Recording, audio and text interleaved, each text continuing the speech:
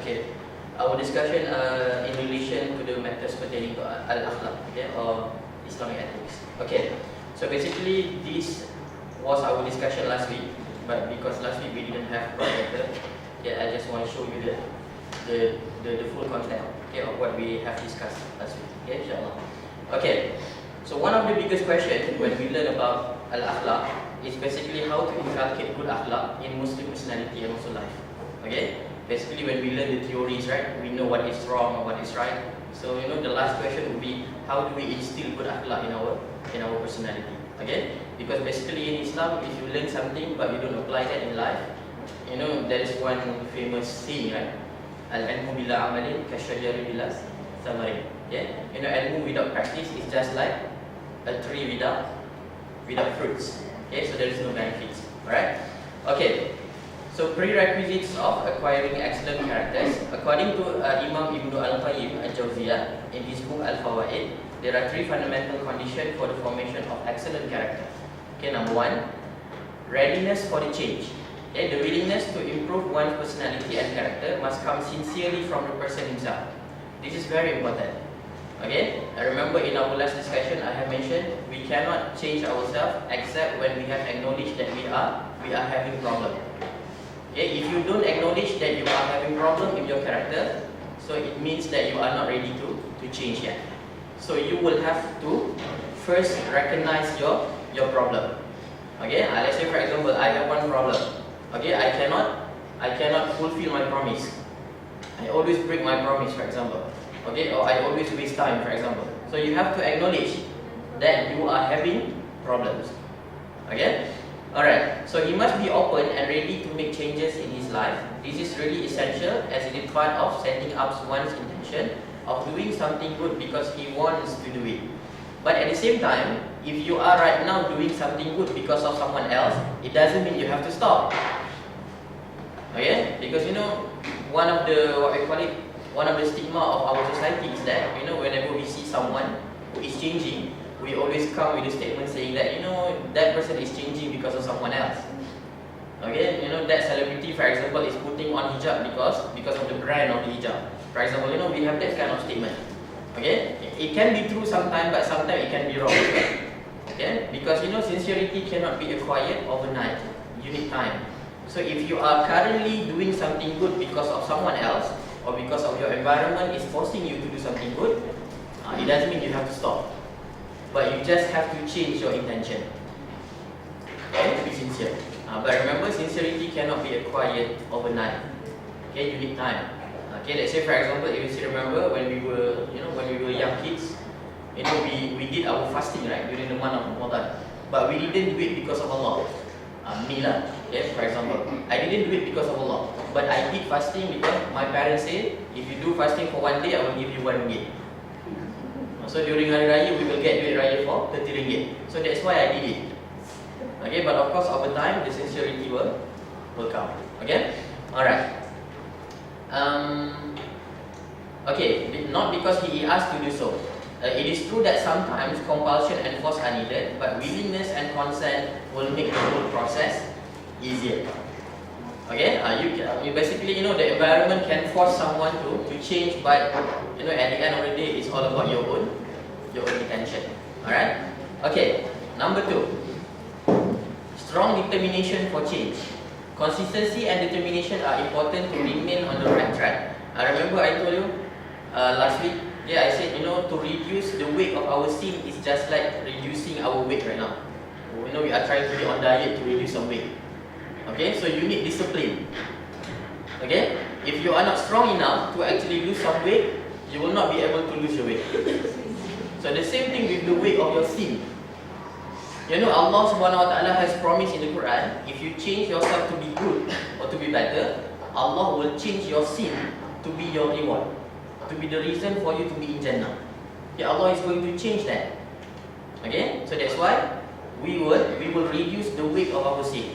But to reduce the weight of our sin is just like to be on diet to reduce our fat or our weight. Okay, so you need discipline, you need strong determination. Okay, for example, you have to follow the meal plan. You cannot take this, you cannot take that. You have to eat on time, for example. So the same thing with reducing the weight of our sin. You need strong determination. Okay? Alright, it is easy for one to stray. Why? Because remember, in our life we have a lot of enemies. Okay, we have at least 3 types of enemies. Okay, the first enemy is our own desire. We call it internal enemy. Okay, and the second type of enemy is the external enemy. It can be in the form of shaitan. It can be in the form of human, or shaitan masquerading as human, or human masquerading as a shaitan. Okay, you can say that. Okay, so we have that kind of enemies. Okay, alright. Okay, so all challenges and barriers of becoming a person with good akhlaq will be overcame with the help of strong determination. Alright. Okay, and remember last week, someone asked how do we avoid the temptation of the evil temptation? How do we avoid that? Okay, there are many methods, but I'm going to teach you the method on the personal level. Okay, what you can do, try to practice the recitation of Surah An-Nas every day. Okay, so let's say for example, you know that you have some friends, and some of your friends are behaving like the devil. Okay, you know that. Okay, you know that if I'm going to meet this person for surely will influence me to do bad things. You know that. Okay, so what you can do, there are 2 things you can do. You can either avoid meeting that person, or number 1, and number 2, before you meet that person, you can read Surah An-Nas. Okay, Qul a'udzu birabbin nas, malikin nas, ilahin nas, min syarril waswasil khannas, alladzi yuwaswisu fi sudurin nas, minal jinnati wan nas. Okay, if you look at the translation of Surah An-Nas is basically to defend yourself from the temptation of evil, and also An-Nas, the evil temptation of human. Okay, so you will avoid this kind of temptation. And there is also another doa, okay, taught by our Prophet sallallahu alaihi wasallam. Okay, what is the doa? Allahumma arinal haqqa haqqa warzuqna ittiba'a wa arinal batila batila warzuqna ijtinaba. Okay, oh Allah, let me see al-haq, let me see the truth as the truth, and give me strength to follow it. And let me see the batil, the falsehood as a falsehood, and give me strength to avoid it. Yeah, a very important doa. Because sometimes our mind can play tricks on us. Okay, this thing is bad, but our mind is saying that it is good. Okay, and that's why mind can trick us. Our eyes also can trick us. Yeah, we can always see something bad to be good, and that's why if you read Al-Quran, one of the job scope of shaitan has many job scopes. One of the job scope of shaitan is to make something bad looks good. Okay, Al-Quran always use the word وَزَيَّنَ لَهُمُ الشَّيْطَانِ. Zayyana means shaitan menghiasi. Shaitan will decorate something ugly to look beautiful in your eyes. Okay, that's why you need to avoid this. You need to make doa. You need to, practice Surah An-Nas every day. Okay, and inshallah you can avoid this. Okay, alright. And number 3 is the knowledge. Okay, the basis of change is knowledge. This means that one changes towards goodness upon the realization of the importance of doing not because of the blind following of others. Why knowledge is important? Because in Islam, when you do good, it will be useless if you just do it with blind following. Okay, you just follow other person to do it. Okay, but in Islam, if you want to change to do something good, you must do it because of your knowledge. Because remember, sometimes people can tell you the wrong thing.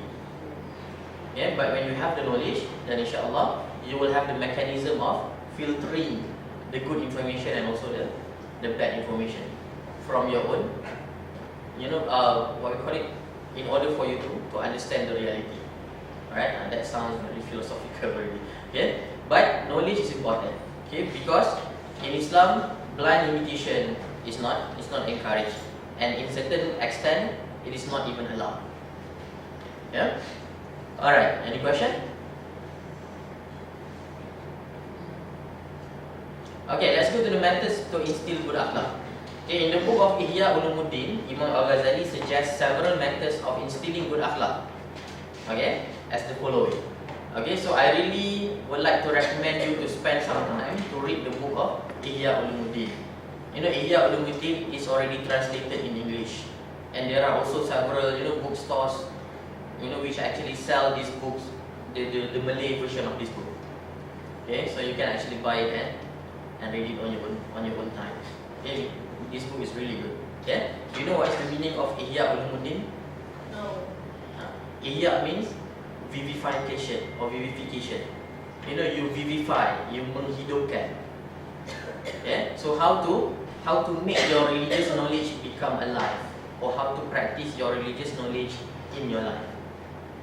Okay, and this book is considered one of the best book in Islamic discipline.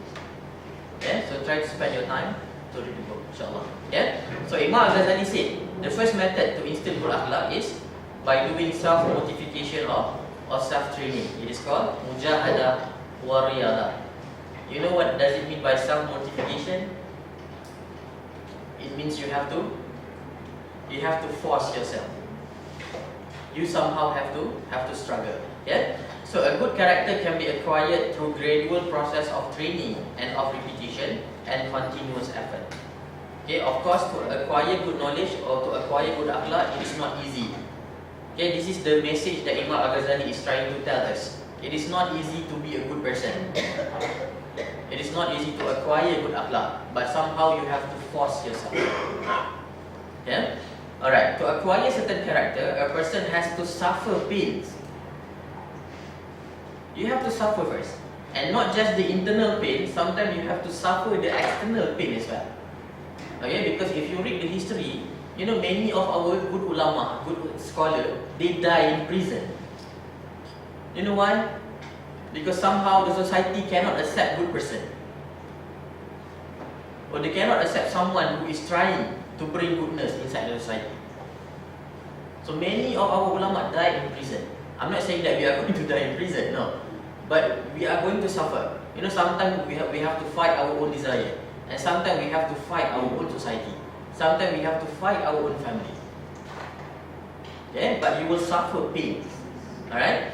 And difficulties in the beginning, yet he must be persistent until it becomes habitual and pleasant for him. If you read Al-Quran, one of the indication, one of the sign that you have actually received hidayah from Allah.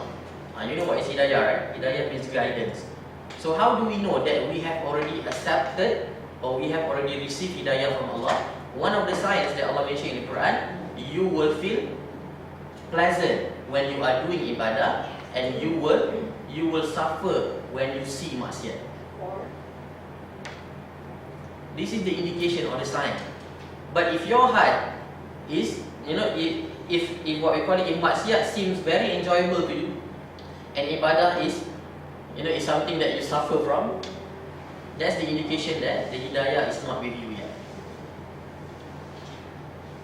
Yeah? So whenever you see maksiat, you must feel the pain. At least feel pain in your heart. Because remember, there is one hadith of the Prophet SAW. Okay, Prophet said, Man ra'a munkara fayughayyiru biyadihi, wa man lam yastati' fayughayyiru bilisani, wa man lam yastati' fabiqalbi, dzalika huwa adhaful iman. Okay, Prophet said, when you see a munkar, when you see a maksiat, a sinful act, what you should do, you should try to correct it with your hand. With your hand doesn't mean you go to that person and slap him, no. Okay? Hand here means when you have power and authority. You can use power and authority. Okay? And faman lam yastati', if you cannot do that, you have no authority, you have no power, then you should correct the munkar with your tongue, with your lisan, by giving your advice, okay, and so on. Alright? And faman lam yastati', if you are not able to do it, then you should change the munkar with your heart. And ulama say, you must feel hate in your heart. Okay? Your heart must be in pain when you see a munkar. And Prophet say what? Zalika huwa adhaful iman. And this is the lowest level of iman. When you feel pain in your heart, when you see a munkar, that is the lowest level of iman. But if you feel nothing when you see munkar, what is the level of our iman? Okay, you can answer that on your own lah. Okay, alright.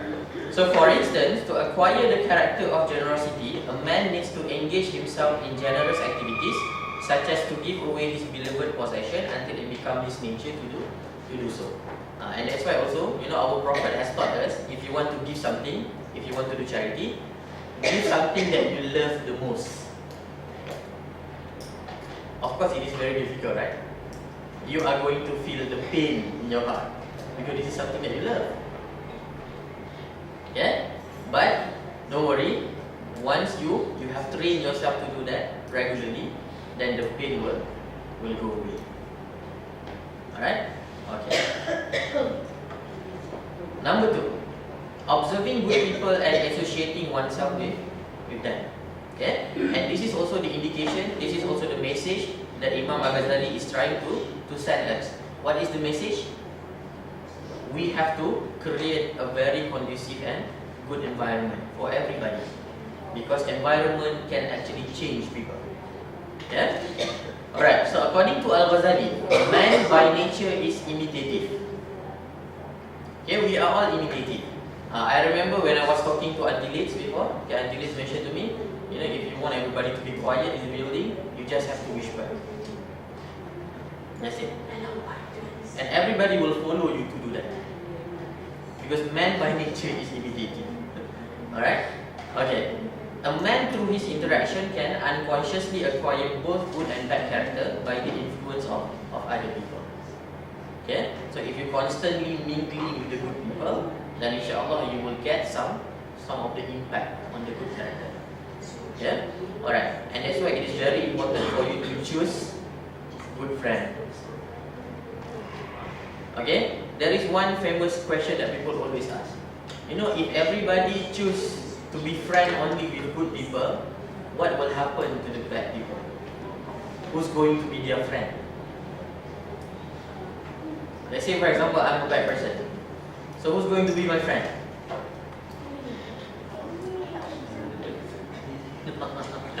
Right? So if no one wants to be my friend, for example, then it is impossible for me to change. I want to change as well. Okay? So that's why ulama says, when you choose friend, then choose someone who can influence you to do good things. But when you encounter any bad person or bad people, for example, what you should do, you should take this person to be your mad'u. You know what is mad'u? Someone that you give da'wah to. Yeah? So when you see a bad person, for example, you take this person as your mad'u. So you become da'i. And you influence this person, not this person influence you. Yeah? Alright. So you can still be friend with the bad people or the bad person, but the status is da'i and mad'u until this person changes. Yeah? Alright. If man associates himself with virtuous people, he is likely to earn and emulate the characters and behaviors of these good people. In contrary, if he mingles only among the vicious, he is likely to be one of them. However, according to Al-Ghazali, this method is more suitable for children than adults. Okay, of course, why? Because adults, they somehow have their own defensive mechanism, because they have knowledge, they have experience already. Okay, but if you really want to change the personality of children, then this is one of the best method, according to Imam Al-Ghazali, is to create the good environment. Yeah? Alright. And number 3, living in a conducive and good environment. A community which possesses good character will encourage men to acquire good character. Okay? This example can be seen particularly in the event of Hijrah of the Prophet ﷺ. Okay? Prophet was living in Mecca, and you know the situation in Mecca was not really conducive for Prophet to do da'wah. Okay? So what happened after that? Allah has instructed the Prophet to do the hijrah, to migrate to Madinah in a more conducive environment for da'wah, and also to develop the good character of the Muslims. Okay? The same thing if you learn the seerah of the Prophet ﷺ. Okay? Prophet was born in Mecca, in the middle of Mecca, and Mecca was a very metropolitan city. It's like Kuala Lumpur before. Okay? It was a busy city with many business activities. with nightclubs, with bars. We can say that lah, in our context right now. Okay, so it was not conducive for Prophet to actually to have his childhood during that moment. So what happened? Allah has given inspiration to his mother, or to his family, to send Prophet who is the ibu susuan of the Prophet? Halimah Sadia, who was living in the kampung, in the village. And Prophet was trained how to be a shepherd, taking care of the sheep and so on. So it was a conducive environment for Prophet to acquire good characters. Yeah? Alright. So thus it is important for a Muslim to have good role model who possesses an excellent character in all aspects. The most ideal role model for the Muslim according to the Quran is Prophet Muhammad sallallahu alaihi wasallam. Okay, among the Nabiyyin, the prophets. Okay? And Allah Subhanahu wa taala mentioned in the Quran, A'udzubillahi minasyaitonir rajim, laqad kana lakum fi rasulillahi uswatun hasanah liman kana yarjullaha wal yawmal akhir wa dzakarallaha katsira. There has certainly been for you in the messenger of Allah an excellent pattern for anyone whose hope is in Allah and the last day and who remembers Allah often. Yeah? Alright.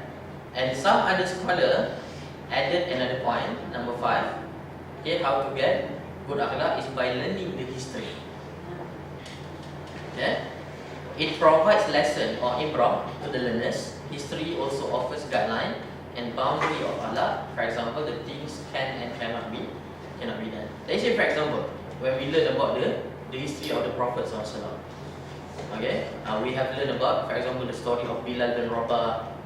Okay, we have learned, for example, the history of Khadijah, the history of Aisha, the history of Sayyidina Abu Bakar, the history of Umar. So all of these stories can give us a lot of lessons. Okay, and remember, history repeats itself. Yeah, and we can really see, this thing is happening right now. Many of the Jahiliyah system, are already brought back to our times. Yeah, one of the simplest example is the modeling. Modeling is really a Jahiliyah custom. Okay, because they like to display women with some clothes during that time and walking in front of everybody. And now we have that type of profession even in the Muslim country. Yeah, this thing has been brought to our time, and this is actually a Jahiliyah custom. Okay, riba is also Jahiliyah custom. Okay, but it has been revived to our time. Yeah. Alright. Any question?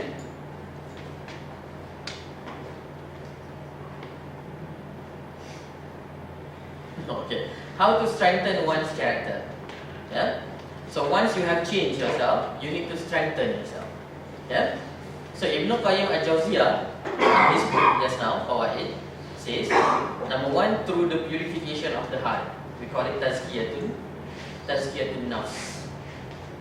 Okay, you have to purify your heart. Okay, which means the purification of heart or soul from inclination towards evil and sin, and the development of its fitrah towards goodness. Okay, the fitrah of our heart is always good. We are born to be good person, or we were born to be good person. Okay, but remember, fitrah needs hidayah. Fitrah doesn't refer to a man, and hidayah is not a woman. Okay, in this case. Alright, so fitrah needs hidayah. Without hidayah, without guidance, fitrah is going to be deviated. Yeah? Alright, so we have to develop fitrah towards goodness, and which leads to its uprightness and reaching ihsan. Okay? You know what is the meaning of ihsan?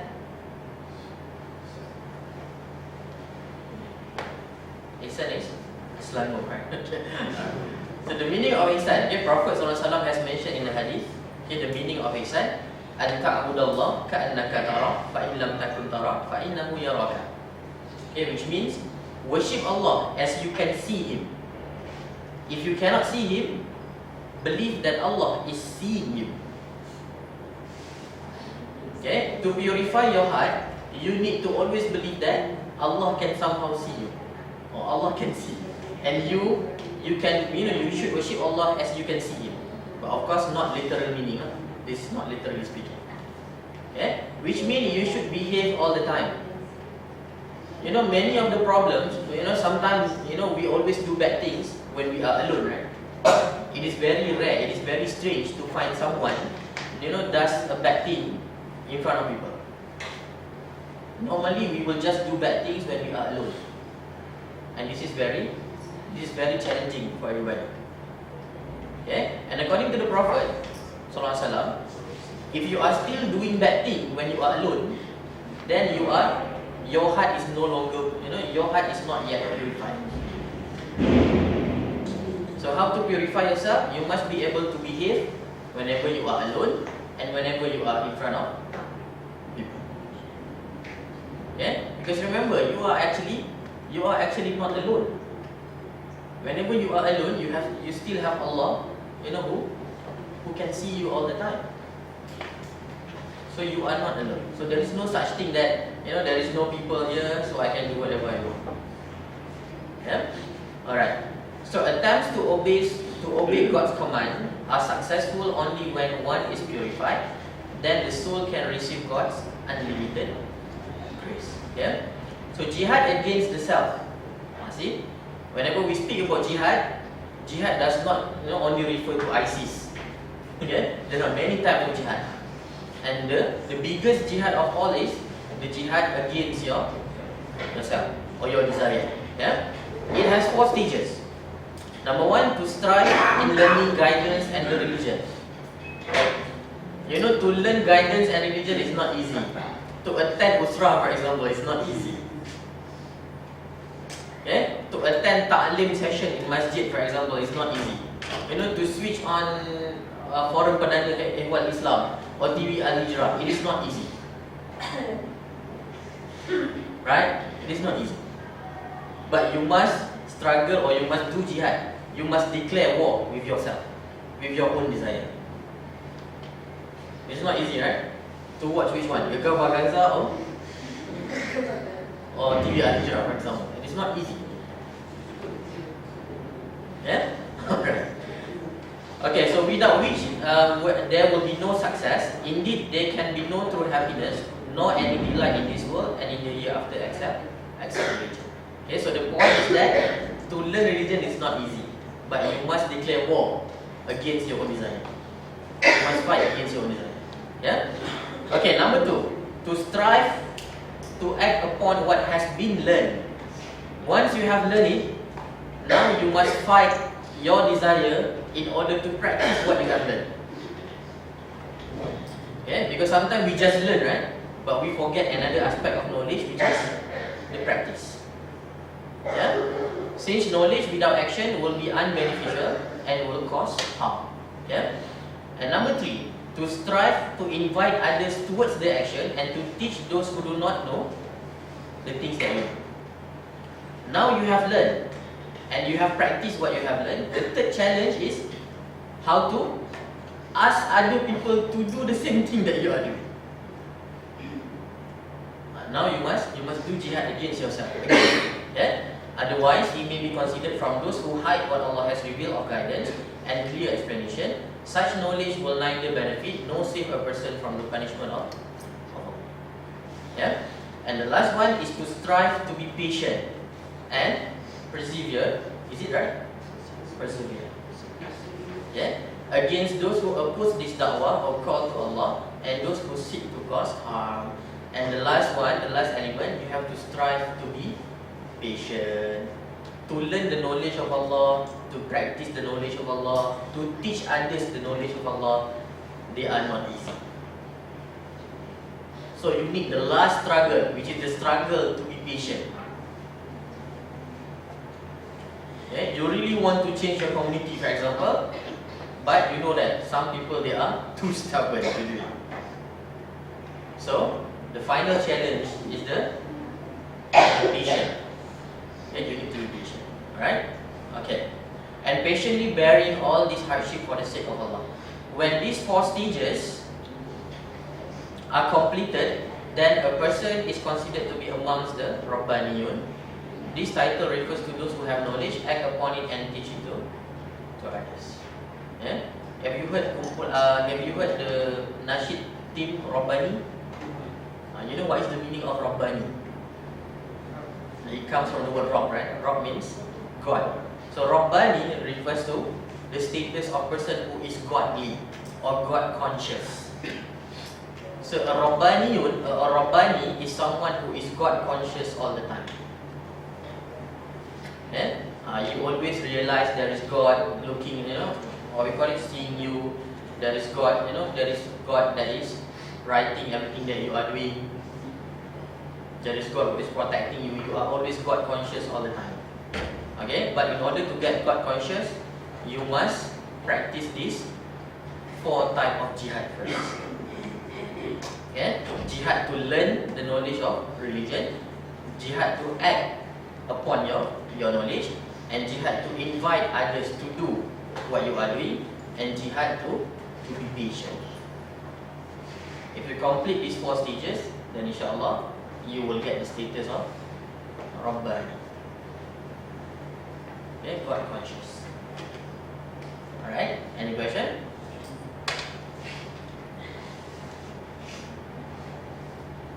No question. Okay. Alright. So let us conclude our session with Tashbih Kafarah.